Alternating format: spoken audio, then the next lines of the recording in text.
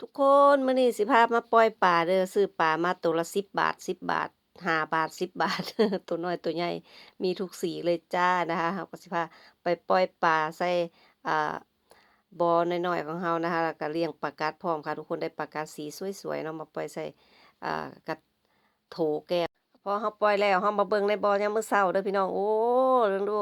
หลายมื้อหลายเว้นแล้วมันก็ออกลูกเต็มไปหมดออกลูกหลายแท้เบิ่งได้เบิ่งแหน่ ป๊าดเต็มหนึ่งพี่น้องงามแล้วก็ขยายบ่อออกไปใส่อีกบ่อหนึ่งเนาะเพราะว่ามันงามเนาะพี่น้องก็แบ่งใส่อันบ่อน้อยของเรานะคะอยู่เรือนเนาะก็เลี้ยงไปตามธรรมชาติค่ะทุกคนเบิ่งแม่เบิ่งแม่เบิ่งลูกมันออกหลายแท้เบิ่งนะอ้วนโอ้ยมึงแม่มันกำลังแพร่พันธุ์หลายแท้พุ่นนะตั้งหลายตัวนั่นน่ะตัวนั้นออกท้องออกร่องอยู่ลูกเต็มท้องเลยมาเบิ่งอีกบ่อนี่จ้านี่ทุกคนเนาะเบิ่งเอาเลยจ้าบ่อนี้สวยงามค่ะกำลังแพร่พันธุ์ออกมาทั้งสีดำสีแดงสีมีครบทุกสีเลยจ้านะคะกำลังออกลูกเต็มหนึ่งพี่น้องเอ้ยมันออกลูกง่ายๆเลี้ยงง่ายคักอีหลีให้อาหารยามมื้อเช้าแค่นั้นเองนะจ๊ะแล้วก็เฮาก็เบิ่งไว้สวยงามเนาะเอาไว้